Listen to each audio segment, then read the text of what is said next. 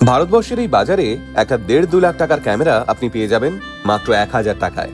Fossil বা টাইটানের মতো branded ঘড়ি সেটাও পেয়ে যাবেন মাত্র 300 টাকায়। আবার লাখ টাকার অ্যান্টিক আসবাব তাও পেয়ে যাবেন কয়েক হাজারেই। এমনকি লাখ টাকার গাড়ির যন্ত্রাংশ চিন্তা নেই, সেটাও পেয়ে যাবেন বাজার দরের অর্ধেক দামে। এমনকি এই বাজারে ঘুরলে আপনি হয়তো পেয়েও যেতে পারেন 1926 সালের রোলস রয়েসের হর্ন থেকে শুরু করে বেন্টলের পুরনো হুইল। আরে না না, আমি কোনো সেলের অফার দিচ্ছি না, কিন্তু জানেন কি, ভারতবর্ষেই এমন এক বাজার রয়েছে যে বাজার দামের হিসেবকে বুড়ো আঙুল দেখিয়ে রীতিমতো লাখ লাখ টাকার জিনিসপত্র জলের দামে বিক্রি করে দেয়।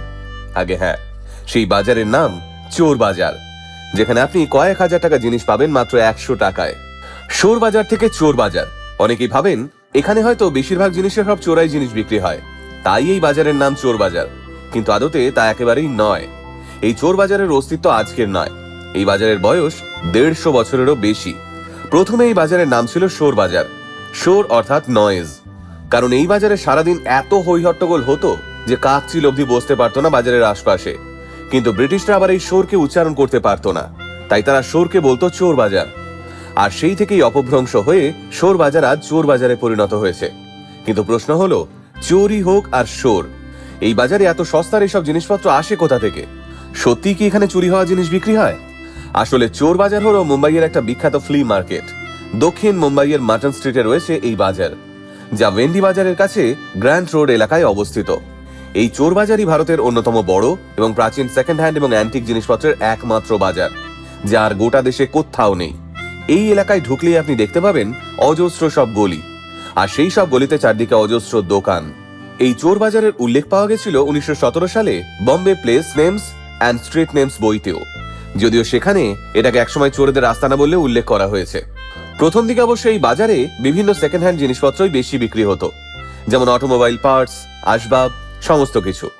ধীরে ধীরে এই বাজারে বিভিন্ন জায়গা থেকে সংগ্রহ করা চোরাই মালপত্র আসতে শুরু করে, যা বেশিরভাগই বহু পুরনো কোনো সম্পত্তি, নিলাম বা পরিত্যক্ত জায়গা থেকে সংগ্রহ করা হতো। এই চোর বাজার নিয়ে একটা গল্পও রয়েছে। কুইন ভিক্টোরিয়ার একটা ভায়োলিন তার বোম্বে সফরের সময় জাহাজ থেকে হারিয়ে গেছিল, সেটাও নাকি পরে এখানে বিক্রি হতে দেখা গেছে বলে শোনা যায়। একই সঙ্গে নাকি অ্যালবার্ট আইনস্টাইনের চিঠি থেকে শুরু করে লিওনার্দো দা ভিঞ্চির পেইন্টিং, সেই সব নাকি খুঁজলে এই চোর বাজারেই পাওয়া যাবে বলে অনেকেই মনে করেন।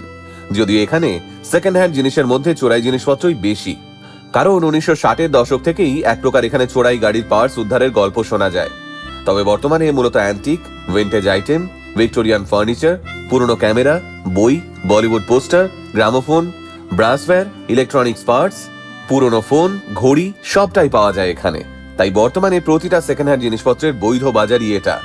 তাই শুধুমাত্র সাধারণ মানুষেরাই নন, বরং এই বাজারের টানে বারংবার ছুটে এসেছেন রাজ পরিবারের সদস্যরাও, বলিউডের নামজাদা অভিনেতা অভিনেত্রীরাও, এমনকি হলিউডের তারকারাও।